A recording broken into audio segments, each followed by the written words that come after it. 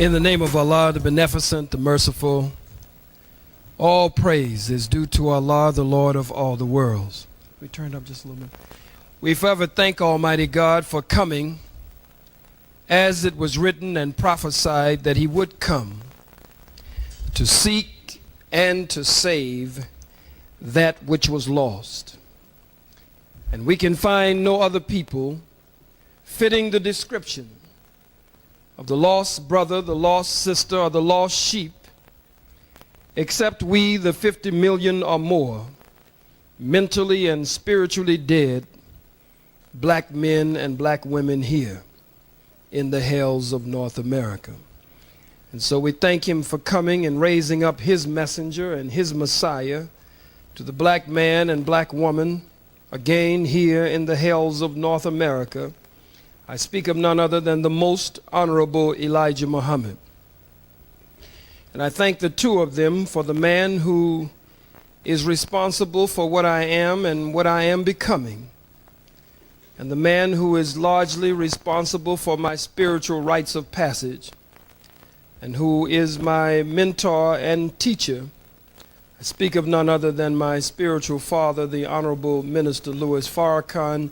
In their names, I greet you here in Queens at the Afrikan Poetry Theater, where culture is the byword and culture is used as a weapon. And to Brother John Watusi and to others who are responsible for the programming and the enlightenment and the supreme wisdom that comes out of this house, I am deeply honored, as I have stated, to have this opportunity to speak with you on this rainy night on the subject that has been given to me, which I think is a very good subject. And that subject that was given to me is police brutality. Who polices the police? It's a very serious subject, and so naturally my response has to be a very serious response. There are those who speak of police review boards, and there are many police review boards throughout North America. There are many police review boards that allegedly are set up to monitor the activity of the policing agencies. And certainly some good has come out of police review boards, but I do not believe that police review boards can deal with the high level of police brutality in the black community. Of all our studies, history is best qualified to reward our research. If we know what happened yesterday, then we can intelligently discuss police brutality today, because today is built on yesterday, and tomorrow indeed is built on today. The very coming into being and existence of the white man. Not too many people want to say the white man anymore. Not too many people even say the words white man together. And very few from a rostrum or a podium or a TV talk show or anywhere who will straight up call the white man the devil in 1997. So let's get that straight before I even get started. The white man is not a devil, but the devil. He is wicked by nature. He's the number one murderer, the number one robber, the number one raper, the number one lyncher, the number one enslaver, the number one colonizer. He is the chief shedder of blood on the face of the planet Earth, and no one has come close even to equaling the shedding of blood of the white man. As I started to say, his very existence is owed to the shedding of blood of the black man and black woman. There would be no white race if it were not for the genetic engineering, the grafting, the birth control, and the special process by which the white man came into existence, which required, again, the very shedding of blood of the black man and black woman. And so the most honorable Elijah Muhammad has taught us that the circumstances surrounding the origin of a thing into the world determines the very nature of that thing. It codes that thing. It marks that thing. And that thing cannot help but do according to its coded nature. And if it is your bloodshed, and it is, that brought the white man into existence, then it must be your and my bloodshed that will keep him in power and in control. And so white supremacy and global white domination and rapid racism that runs rampant throughout the face of the planet Earth is based on the murder of the black man and black woman, but black man first. The black man is public enemy number one. Public enemy number one. Oh, he does not spare the black woman. For the black woman is spotted and speckled with all of the shades of color of the color spectrum. Number one, she is all of the colors because she is the original woman. And out of her comes the black, the brown, the red, the yellow, and yes, out of her comes the white. But she is spotted and speckled today in another sense because of the rape of our great-great-grandmothers and our great-great-great-grandma. I'm not going to get into that. Hell, all of them were great. Straight on down the line. The raping of the black woman. So she has not been spared. But again, I say, public enemy number one is the black man. Why is the black man public enemy number one of the white man?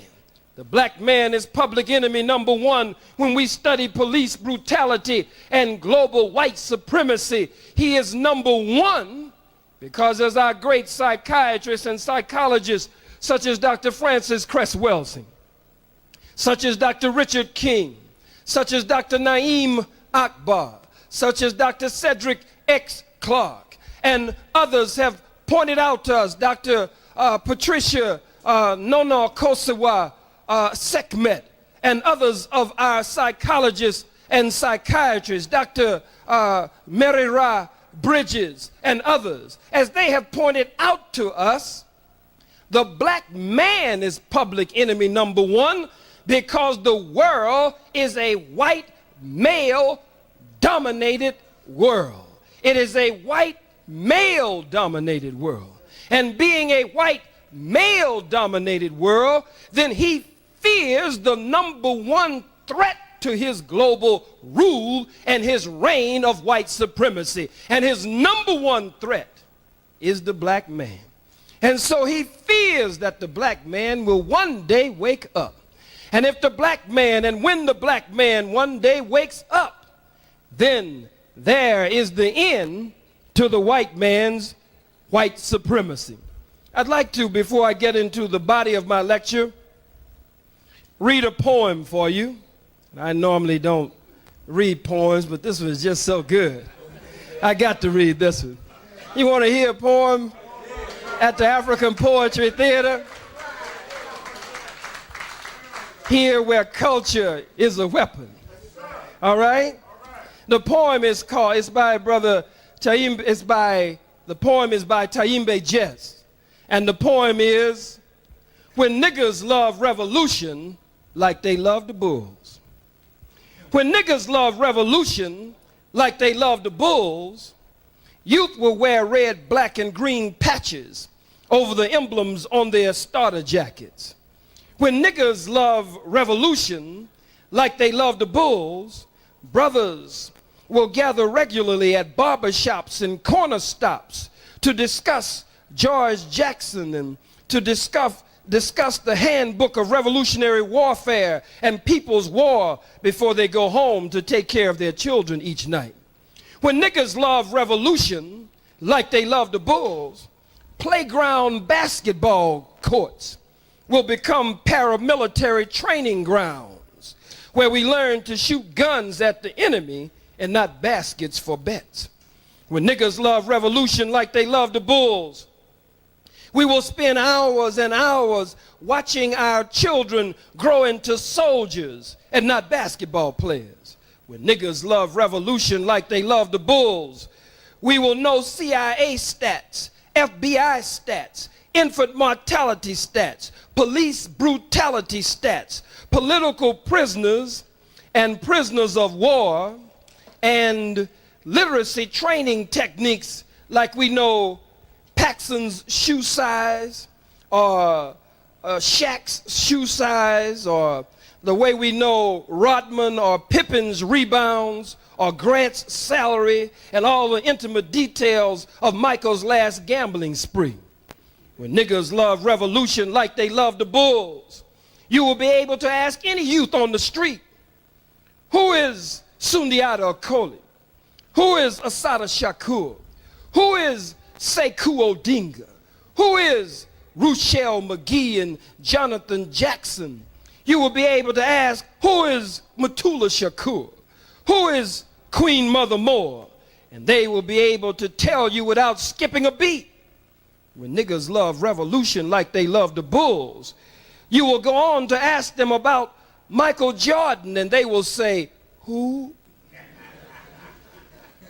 When niggas love revolution like they love the bulls, masses of us will go down to tear up Carolina coroner and his office to find out what really happened to James Jordan, instead of waiting on the word of newspapers and sheriff's offices. When niggas love revolution like they love the bulls, we will show up in Washington, D.C. with the Million Man March, with our God and with our guns.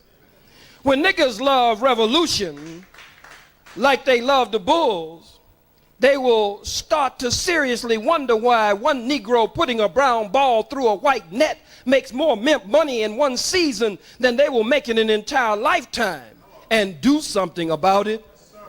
When niggas love revolution like they love the bulls, you will see Phil Jackson running up and down an empty court minutes before game time screaming, "Where are my niggas? Where are my niggas? Where are my niggas?" as the niggas leave the stadium to go build liberation schools in their community. When niggas love revolution like they love the bulls, all niggas will refuse to shoot ball with the president, with or without their dashikis on.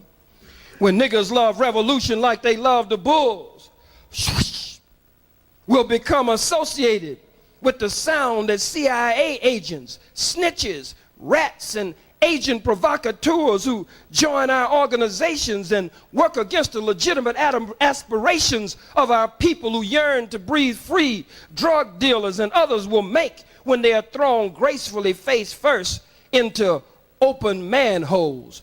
Whoosh. When niggas love revolution like they love the bulls, Nike will no longer be able to sell $160 basketball shoes in the black community, because we would rather spend the money on liberation and revolution. Thank you. When niggas love revolution like they love the bulls, they will love it more than chitlins, more than All My Children, more than Jerry Curls, more than permanence, more than Cadillacs and Mercedes-Benz and Rolls-Royces and BMWs, cause when niggas love revolution like they love the bulls, when niggas love their family like they love the bulls, when niggas love their children like they love the bulls, when niggas love to be free like they love the bulls, when niggas love struggle like they love the bulls, when niggas love dignity like they love the bulls, when niggas love niggas like they love the bulls, we will become black people and all the bullshit will hit the fan.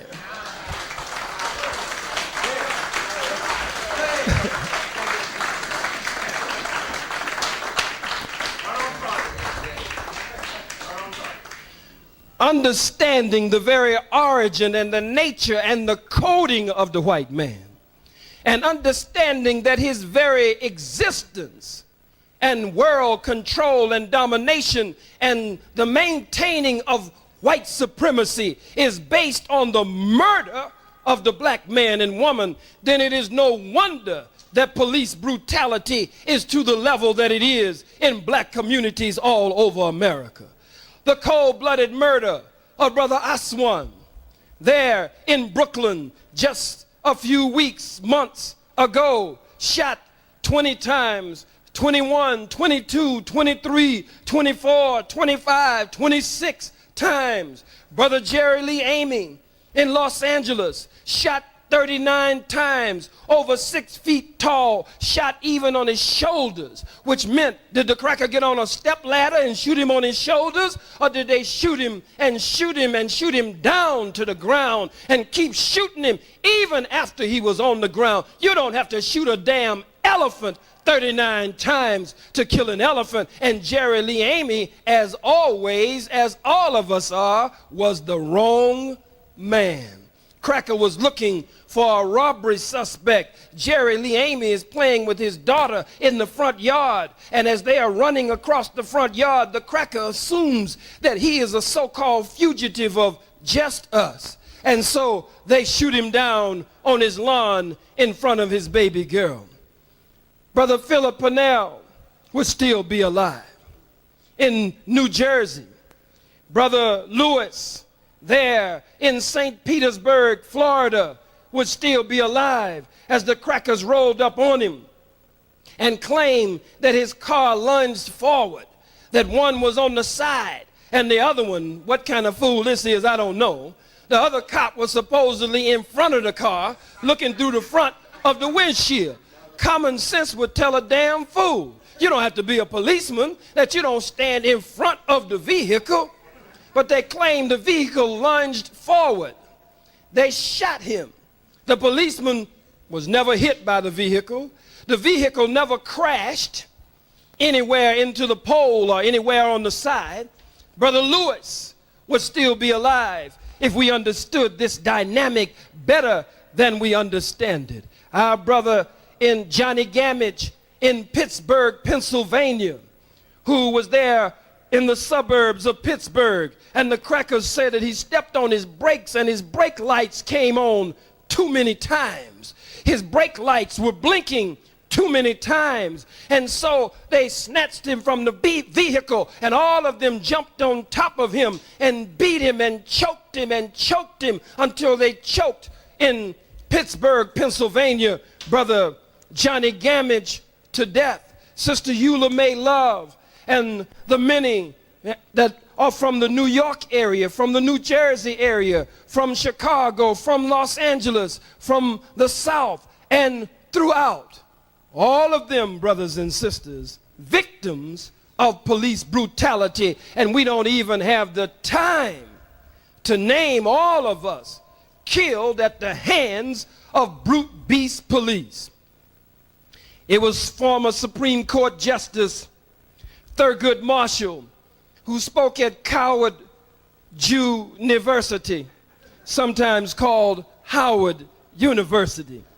And as he spoke there, he said that the Ku Klux Klan, that the white paramilitary right-wing organizations, the Nazis and others, that the Klan no longer just wears white hoods and white sheets, but now the Klan wears blue uniforms, carries a badge or a shield and a legal quote-unquote weapon, that the Klan now wears black robes and sits on the judge's bench to rule from the courtroom.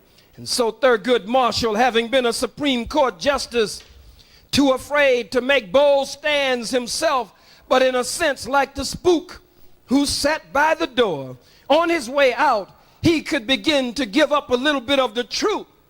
And right here in New York, we have Judge Bruce Wright. And as we read his book, Black Robes, White Justice, in Black Robes, White Justice, Judge Bruce Wright gives us the inside track on the criminal justice system of the white man. And never call it a criminal justice system unless you put the adjective in front of it, that it is a criminal justice system. In fact, it is the criminal justice system. It is no wonder that there is police brutality, because The white man is a criminal. He's the number one criminal on the face of the planet Earth. Criminals established the criminal justice system of white America. Every law in the penal code system of the state of New York, New Jersey, Connecticut, Pennsylvania, California, Georgia, no matter where, and the penal code for the federal government of the United States of America. Every law in the penal code book, every law was broken by the white man in order to establish that state, to establish this state, and to establish what he calls the United States of America. Every law. Some of you saw us on Herald Ho.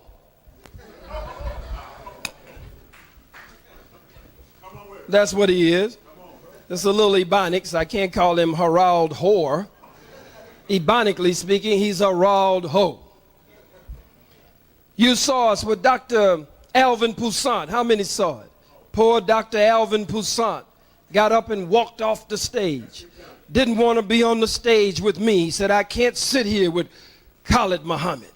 He said, Dr. Khalid Muhammad has said some of the worst things and taken some of the most racist and anti-Semitic stances that I have ever heard of before. He went on to say, even Minister Farrakhan had to get rid of Khalid Muhammad. In other words, he was saying, damn, if Farrakhan had to get rid of him, you know he must be bad. All praises due to Allah. So Dr. Alvin Poussant of Harvard University, psychiatrist, eminent scholar among us, got up from the podium on national television. Some saw it internationally. We knew a month or two before the program, everybody that was going to be on the program. He knew I was going to be on. I knew he was going to be on. They had the other Negro, what's his name, the prosecutor in the OJ case. Christopher Darden. He was on there. Christopher Darden was there. I brought some Kleenex for him. I didn't get a chance to pass them to him on the program. You remember old Chris Darden, upholding the criminal justice system of white America and supporting white supremacy and cold-blooded police brutality. You remember him that after they lost the case, he stood with Marsha Clark and cried like a baby, just broke down and boo-hooed. Marsha Clark took it like a man, but he broke down and cried like a baby. Why was Christopher Darden crying? He was crying because it was a flashback to the plantation. Every plantation had an old nigga that was a fast nigga. And this nigga, when they were getting ready to whip another nigga, that's not my word, that's their word for us. And if everybody stands up in front of you and dresses it up and tiptoes through the tulips and beats around the bush and dilly-dallies, you'll go right back to sleep. Because some of you want to go back to sleep. Oh, he's using the N-word. Damn N-word. Why do you use the N-word? Because that's what the cracker calls us every day and night. Texaco is not alone. It's Texaco, Shell, Chevron, Texaco, Amoco, all of the crackers. It wasn't just Avis. Avis Rent-A-Car said they didn't want to rent cars to niggas. Say whatever you do, but just if you can get around it, don't rent the darn car to a nigga. That's what Avis said. How many of them saw it in the news? Avis said, look, the niggas put their cigarettes out on the seats. Niggas leave chewing guns stuck on the steering wheel. Niggas have a flat, leave a donut on the damn car. They said the niggas just tear up all the rent-a-cars. Say, you know, we need their money, but we lose so much. Can you try not to rent to them? Tell them something's wrong with their driver's license, their credit card, anything. Bally. You know, Bally with the shoes and stuff. I don't know what the thing was with them. They were talking about. But to all of the crackers, we're niggas, some to our face, others behind closed doors. Ask Tiger Woods. He's called the winner of the Masters, which is supposed to make him a baby a master. But to the cracker, he's just another fried chicken, collard green eating nigger. That's all. You might be able to swing a golf stick between your legs and choose the right iron and knock a little white scrawny ball into a hole in black Mother Earth on green grass, which is a game representing global control and white supremacy. That's why they play on the green. And that's why it's a little white ball representing the testicles of the white man. And you must choose the right size iron. They make a big deal over the size of the iron. To knock this little scrawny white ball into a hole in black Mother Earth. But it's a game for control of the turf, of the green, of the land, of the earth. Here comes a baby, 21 years old? 21 years old, and beats all of them potbelly over the hill old peckerwoods who've been playing golf all their life, some of them. So the cracker just got mad. We call him a fried chicken eating, collard green eating little boy. Say the little boy is doing everything right. Those crackers were embarrassed. They just let black people into the Masters in the 90s and only have about 2. And then he comes in and just takes over and beats them all. But to them, to us, we may be proud that he's a master in the golfing world. But to them, just a fried chicken, collard green eating nigger. Alan Keyes ran for president, wanted to be a Republican. Ain't no difference in the Republican or the Democrat. The political system of the white man will never get us out of this condition. You can run out there and register to vote as much as you want to and brag about how many people you registered to vote. For what? So you registered so many and so many to vote. Will it change the condition of black people?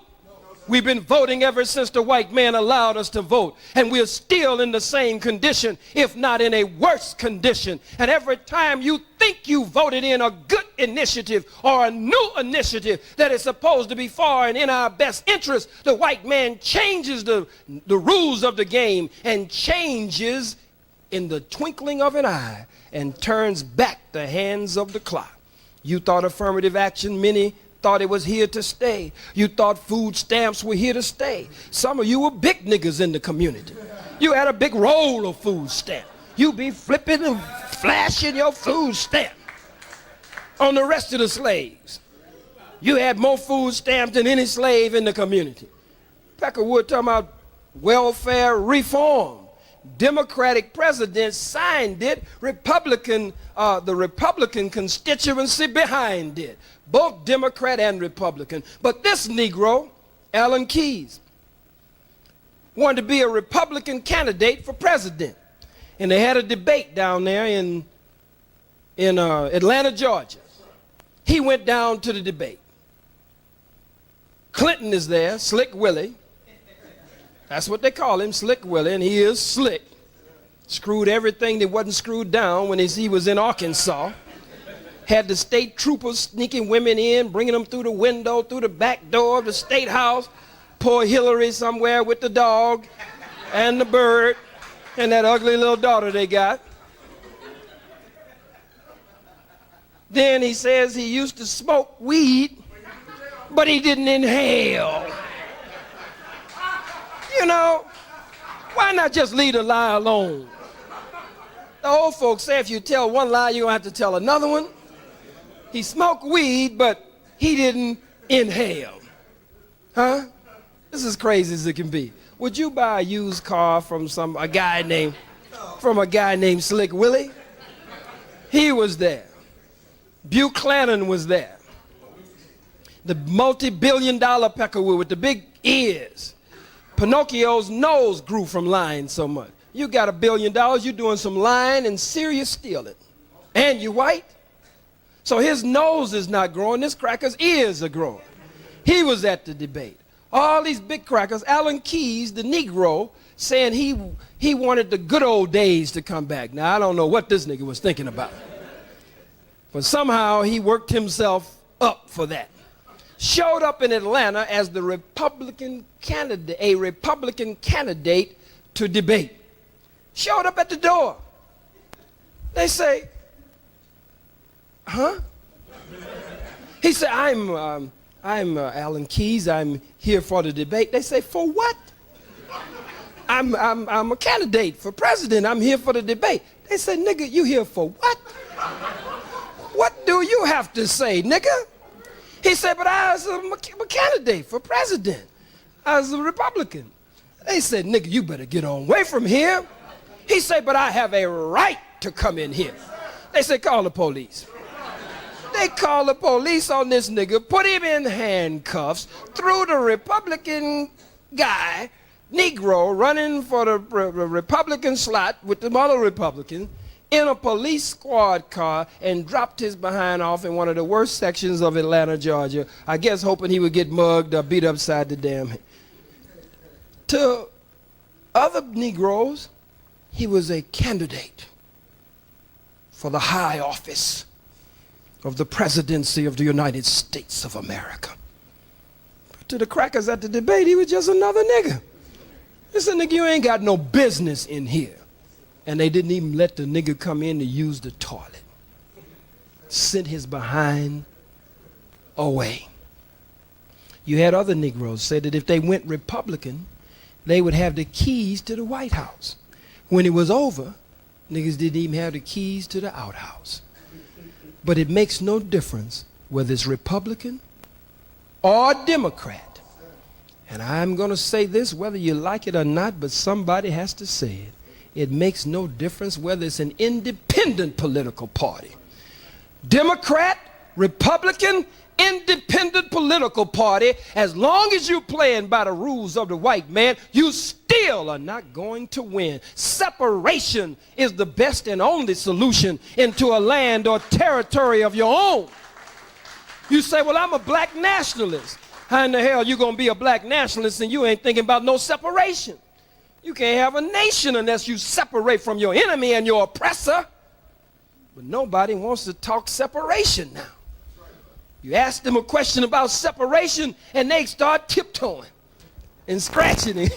Well, you know, that's a last resort, you know. After, well, you see, if we can't get along together, well, hell, how much more time do you need to know that we can't get along together? The most honorable Elijah Muhammad said the white man is absolutely disagreeable to get along with in peace, and that no one has been able to get along with him anywhere on the face of the planet Earth. The honorable Elijah Muhammad didn't say, if we can't work things out with the white man, if we can't get justice from the white man. He said, since we can't get justice from the white man. Since is a foregone conclusion.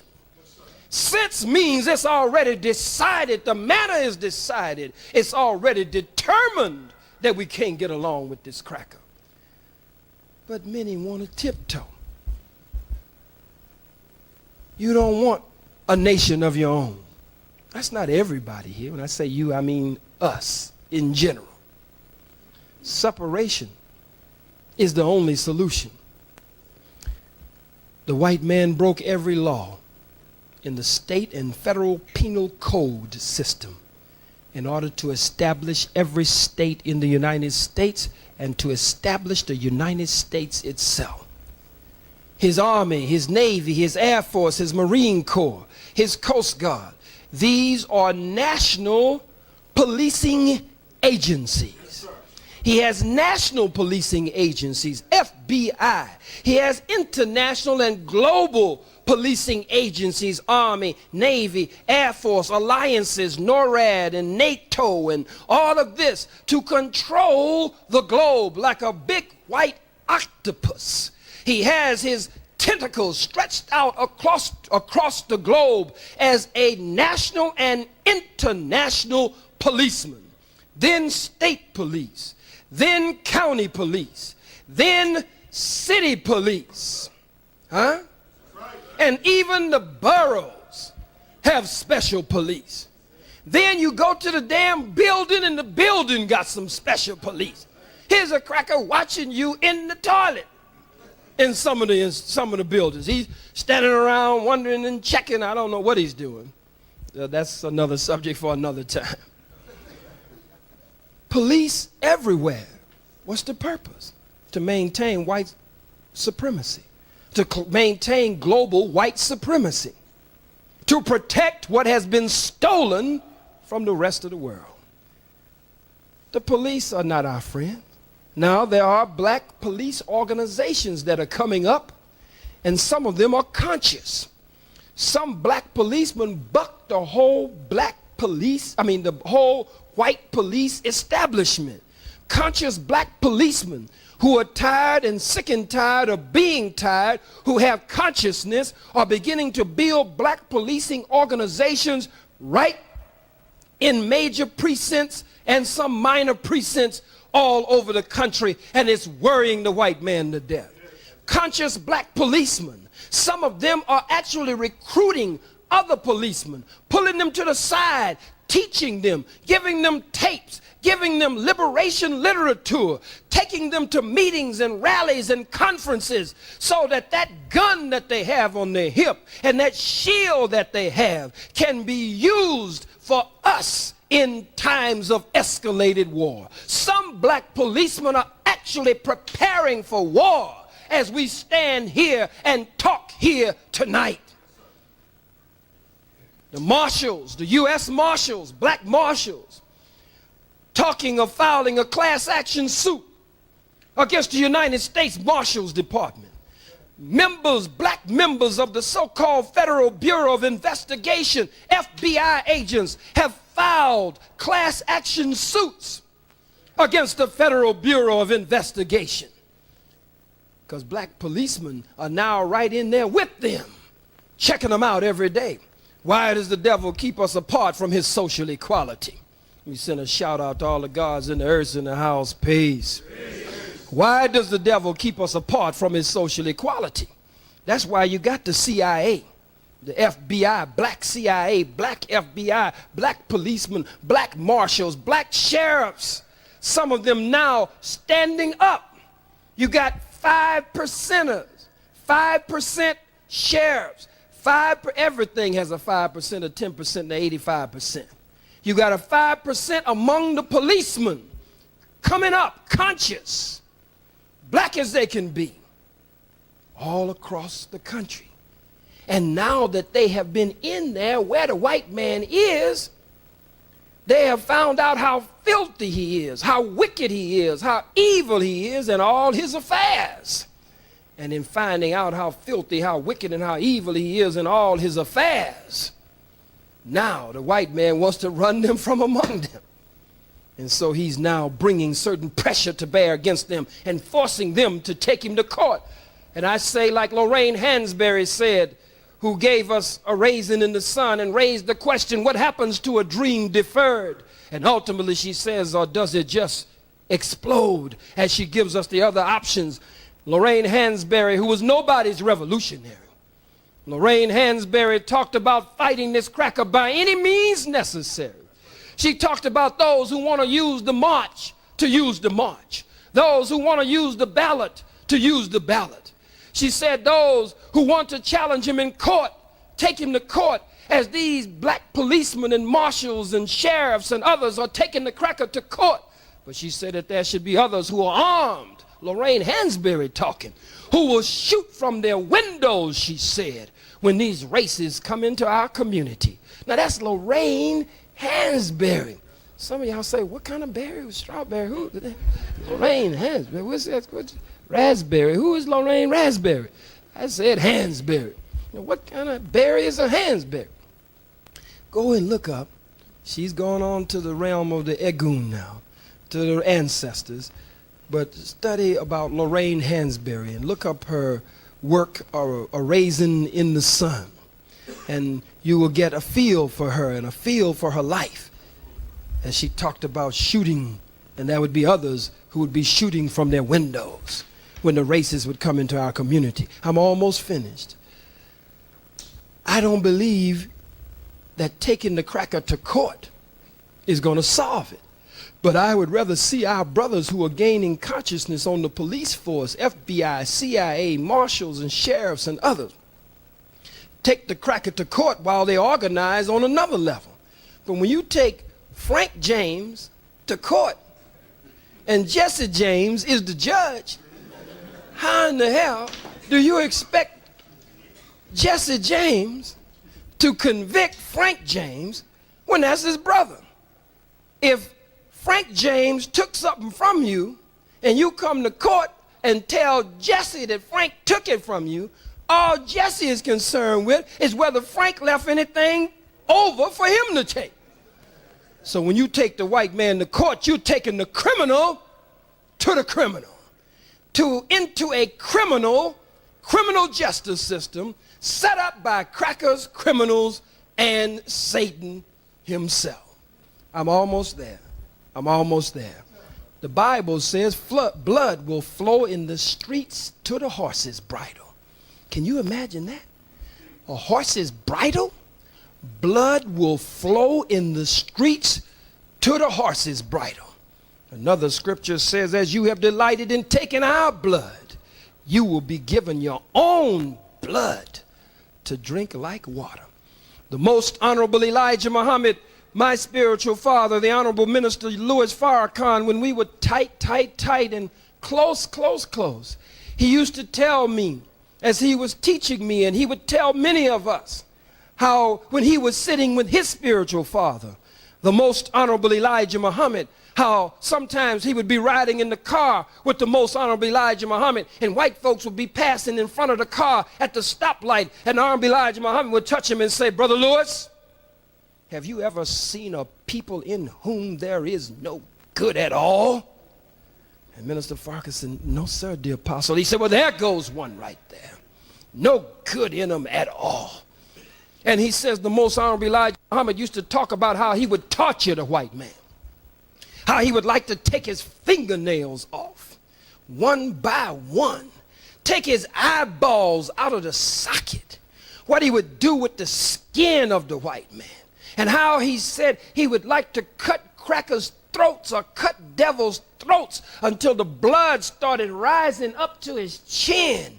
And the honorable minister Louis Farrakhan told me from his own mouth that the most honorable Elijah Muhammad said that as he cut white folks' throats, cut the devil's throats, and the blood rose up, coming up over his head, that he prayed that Allah would give him the strength to just cut one more cracker's throat before the blood rose up over his head.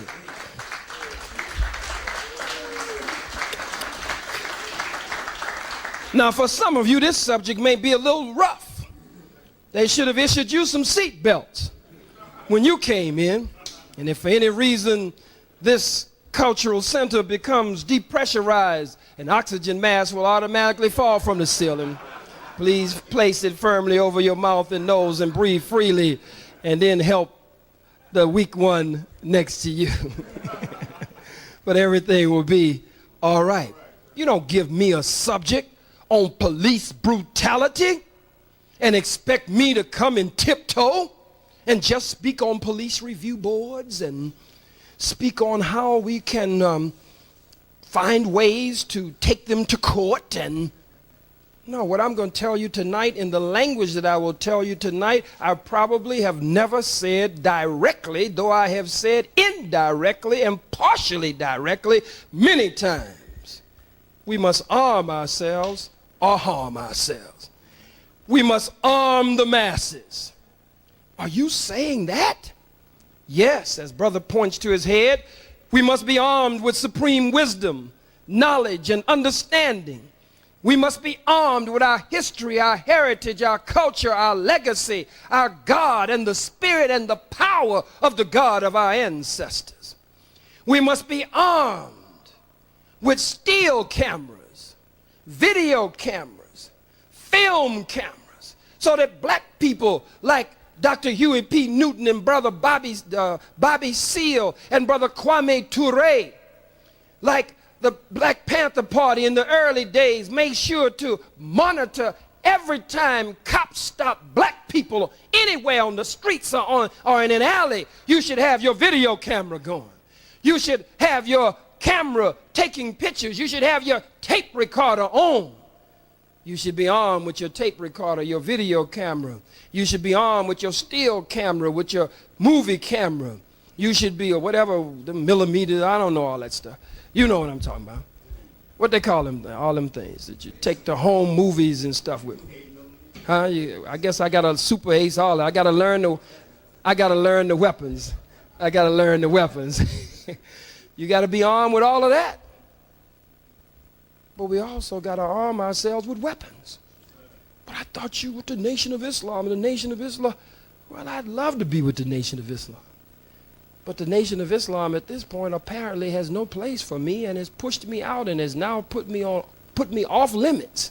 I can't attend any mosque anywhere in the Nation of Islam. I'm not going to sit down in a corner and cry.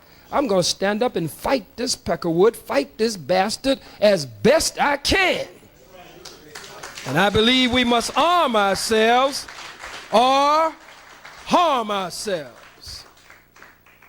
If we were all armed, we'd have a better community. There would be less rape in the black community. Ain't no damn fool gonna run up on a bunch of women knowing all of them packing. Any kind of heat in your pants behind your zipper is gonna get awfully cold when sister pull out a 9mm. Huh? Be less rape in the black community if all were armed. Our elders would be able to walk the streets and go cash their little checks. If you knew that Uncle Bubba, Aunt Chili Red, Big Mama, and Uncle Naps, Cutting Alma Jean. Don't be acting like you out here in Queens and you ain't got nobody in your family with them names. Because you left the cornbread crumbs a trail on your way coming in here. Look, don't you know what nobody or very few would rob Big Mama or Cutting Alma Jean trying to go cash her little check if they knew that they had a piece, if they knew they had their gat with them? Huh? Don't you know that Malcolm would probably still be alive that Sunday, February 21st, 1965, if fools walked into that auditorium and knew that everybody in the auditorium was armed to the teeth? You don't walk in to take out the people's hero, and you know everybody in the damn audience is armed. Even the little old lady dipping snuff in the audience got her pistol in her purse. The hell you gonna shoot Malcolm and make it out of the damn door? Queen Mother Moore tells the story of the days when she was with the Honorable Marcus Mosiah Garvey. And they were at the ILA, the International Longshoremen's Association Hall in New Orleans, Louisiana. And they were trying to deport Mr. Garvey from the country. And they had told, the chief of police had told Mr. Garvey, had sent a decree out in an order that if Marcus Garvey spoke at the Longshoremen's Hall, he said, I'm going to run you in. I'm going to arrest you. And so Mr. Garvey showed up, and the members of UNIA showed up, and Queen Mother Moore and all the young girls were there. And you know Queen Mother could tell the story when she was telling the story. She's saying, honey, you know how she tell it, honey. She say the chief of police rolled up with police everywhere. And Mr. Garvey was there, ready to speak, and the chief of police stuck his finger in the air and he said, if you say a word, Garvey, I'll run you in. And Queen Mother Moore saying, honey, we all stood up on the chairs. She said we reached under our dresses and we reached in our bras and we reached in, she said, Colt 45s and Smith & Wessons and everything went in the air. And she said all you could hear was a choir or a chorus from the people saying, speak, Garvey, speak. And Mr. Garvey said it as I was saying.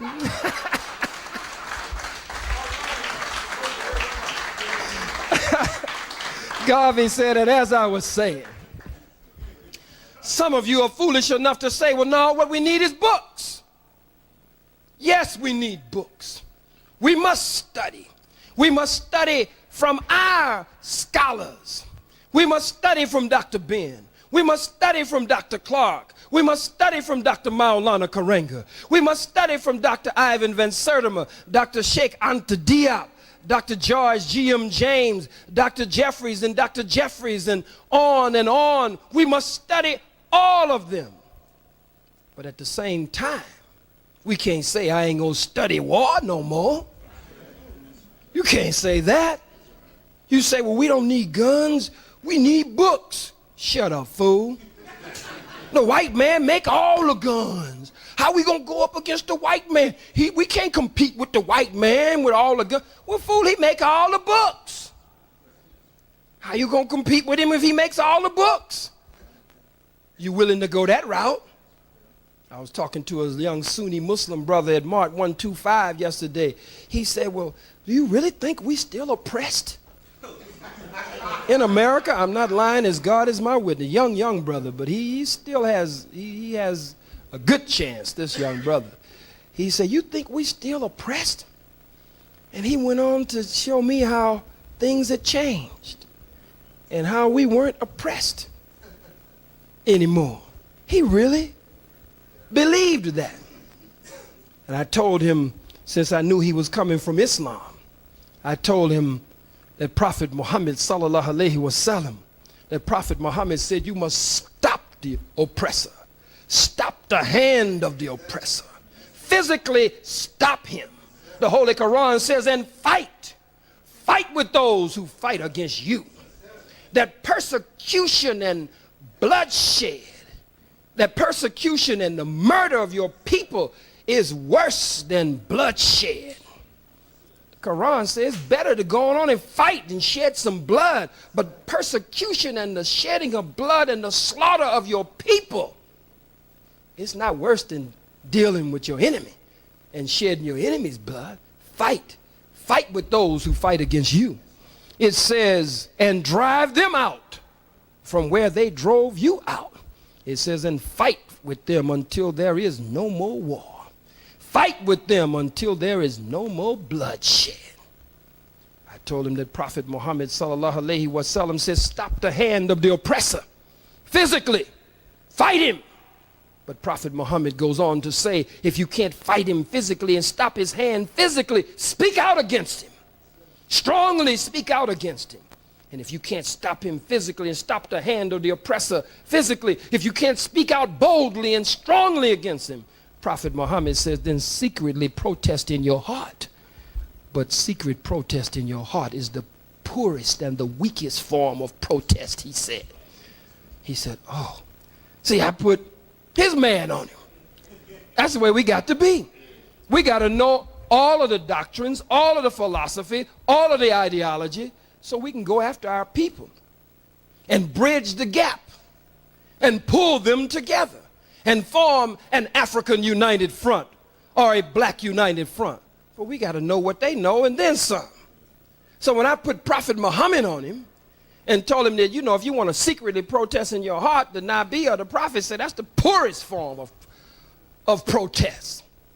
Then he's ready to talk. So the day he saw me, I was over there, he was very excited. He wanted another conversation. So I dropped a little something else on him, and he's a good little brother coming along. I'm almost there, if you would give me just a few more minutes.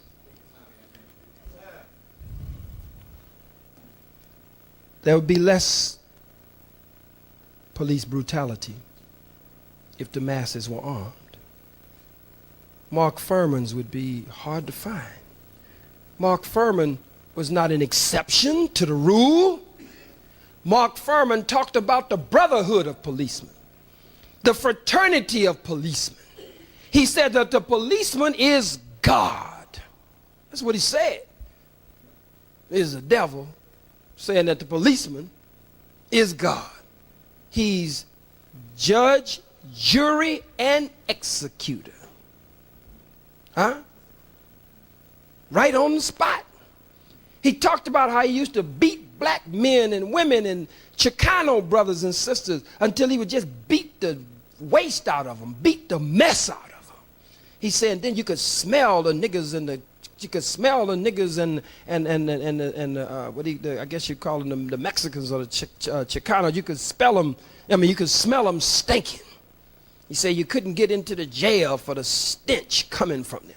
It just beat them until they urinate on themselves, beat them until their bowels would waste all over. He said he'd grab them and just throw them down the steps, just throw them down. And another cracker down at the other end of the steps, or catch them at the other end of the steps, kick them and beat them.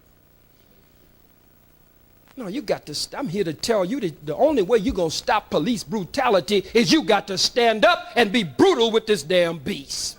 You got to step to this cracker or it will never stop.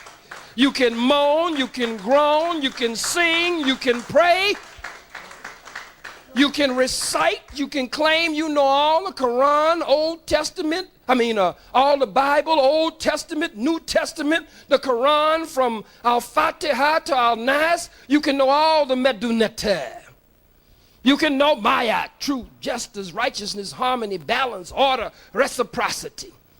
You can name those of the Netter system. You can go and study the Odu text and substantiate your position according to Odu. You can study the Ifa, the word, or the Akan, or the Yoruba, and run through the pantheon of the Orisha. You can call on Olodumare. You can call on Ilegba and Shango and Obatula and Oshun and Ogun and Yemonya. You can know all of that. But unless you're willing to stand up and step to this white man, we will never get out of this condition. Frederick Douglass said the limits of a tyrant is prescribed by exactly how far you will let that tyrant go. He won't stop if you don't stop him. It's like any bully. The bully will keep picking on you until you get him to raise up off of you. But some of us will lose our lives. Tupac is gone already. Biggie is gone already. Many of us, Yusuf Hawkins is gone already. Many of us are already dead, and we're dying every day. And while we're here in Queens tonight, black men and women and young black boys are dying at the hands of some cracker somewhere in America right now. I would rather die for a cause than to die because you in some bar room pinching somebody's wife on the booty on the bar stool and get your throat cut with a Miller Lite bottle.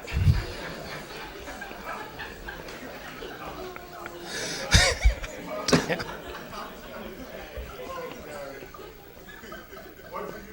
It's a hell of a life, man. That's a hell of a way to go. Say your daddy got killed. Say, yeah. How'd he get killed? So he pinched somebody's wife on the booty at the bar stool. The dude picked up a Miller Lite bottle of Budweiser Light and broke it and cut his throat. Is that the way he died? Well, he died in the East Coast, West Coast fight. East Coast, West Coast. You're a damn fool. You'll die over some bullshit?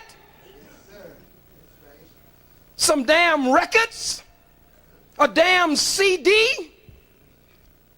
You are what you call a recording studio gangster? Oh, you bad as hell in the recording studio. Shit, ain't a nigga in the world badder than you. Capone couldn't mess with you. Babyface, Nelson, none of them couldn't mess with you. A recording studio gangster. You just as bad as you can be. You gon' put your gat in the nigga's mouth and blow the nigga's brains out. I'll stomp that hoe. I'll kick that bitch. White man show up, you can hear a rat pee on cotton. Nigga ain't ready to fight. Nigga ain't ready to fight. I say we must arm the masses. Most of y'all got guns anyway. You shoot them for the 4th of July. Damn day that ain't even your Independence Day. Yes, you do. You shoot them on New Year's and New Year ain't in yet. You just got them, they're just toys. Or you'll go get them on your wife. Draw the gun on her because she burnt the beans for the 4th time. She'll just go order some beans. Or she'll draw the pistol on you because the phone rang at 2 in the morning and you stayed on too long, talking too low.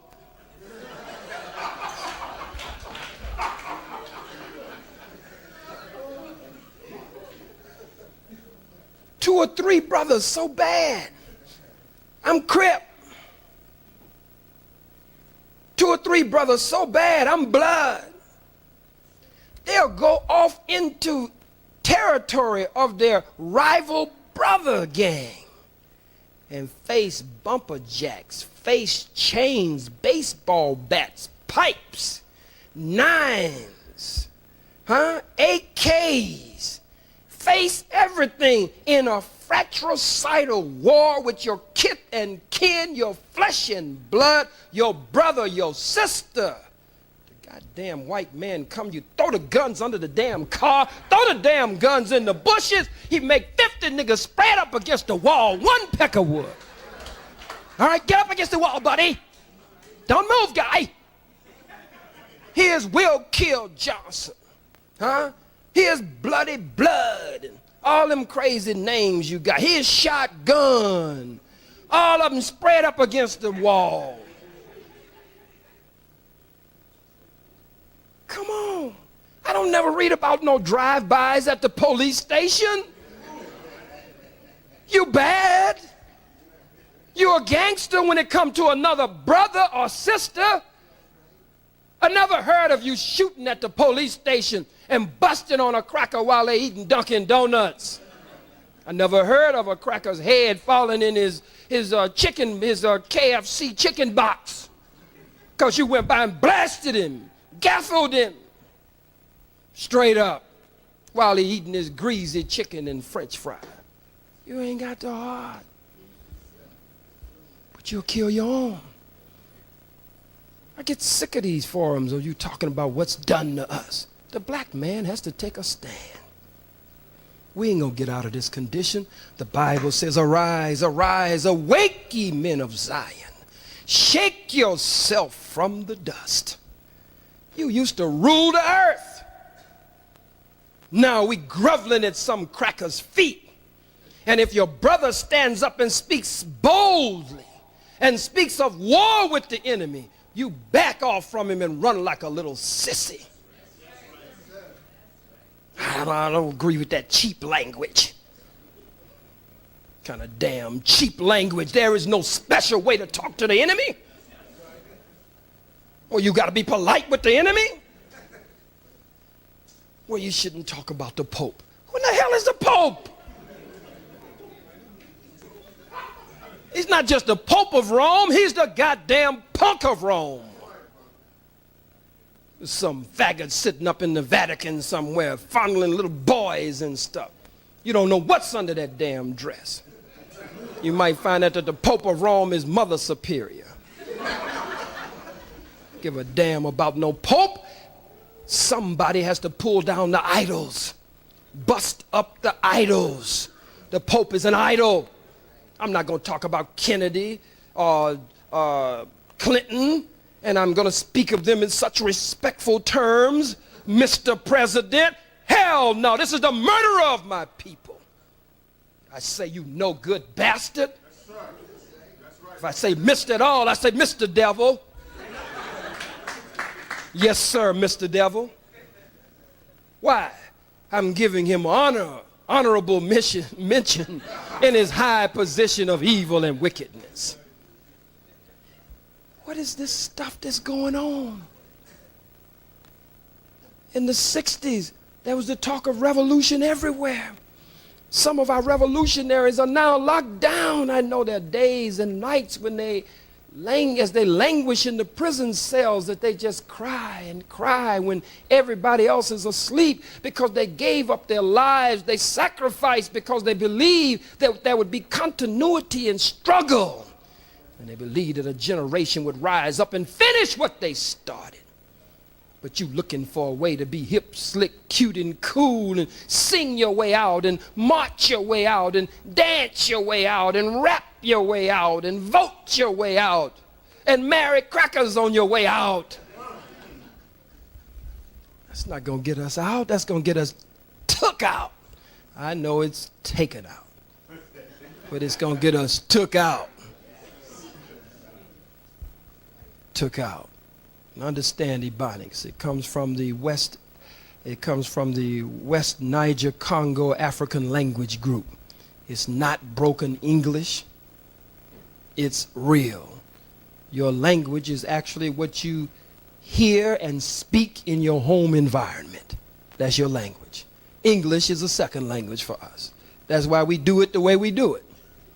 It's a second language, and coming up out of our history and our genetic memory bank from the West Niger Congo African language system is what is called now Ebonics.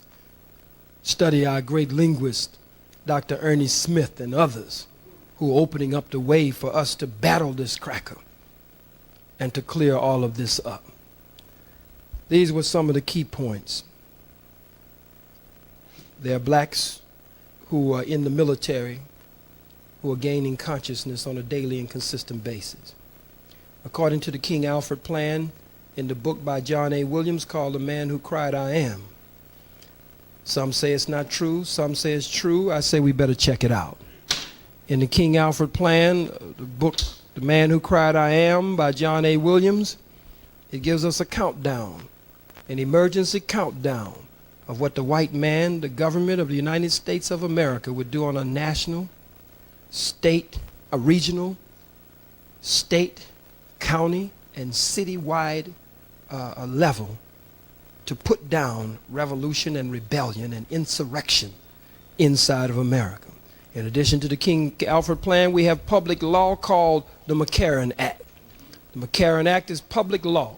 It begins by saying once the ghetto is sealed off, and depending on the violence being perpetrated by the warring guerrillas, the following actions must be taken. And they go on to give step by step, once the ghetto, as they call it, is sealed off, what following actions must be taken to engage us, as they call us, the warring guerrillas. War is coming in this country on an escalated scale. We're already in war. Some of us may not be at war, but we are in war. The cracker is fighting and everybody else, we may not all be fighting. But war on an escalated scale is coming in this country where the color of your skin will be your uniform. Plain and simple. They won't care whether you're a PhD nigga. Won't care if you're a MS nigga or a BS nigga. Won't care what kind of degree you got, magna cum laude, summa cum laude, or thank you laude. It won't make no damn difference at all. They won't care if you are Muslim or Muslim or Muslim. It won't make no damn difference. Or we're not killing the Muslim niggas today. They won't care if you're a born again Christian. Praise the Lord. We're not killing the praise the Lord niggas today. They won't care if you're a Democratic nigga or a Republican nigga. It won't make no difference. They won't care if you Michael Jordan and you can shoot 54 points, 66 points in a game, or if you Wilt Chamberlain and you can shoot 100. We're not killing the niggas who can make 100 points in the basketball game. As war escalates in this country, as the white man sees us as niggas, the color of our skin will be our uniform. And it will not be the ballot or the bullet. It will be the bullet or the bullet. It won't be a case 30 years later, as it was then, of the chickens coming home to roost, but a case of the chickens coming home to roast. Thank you. Assalamu alaikum.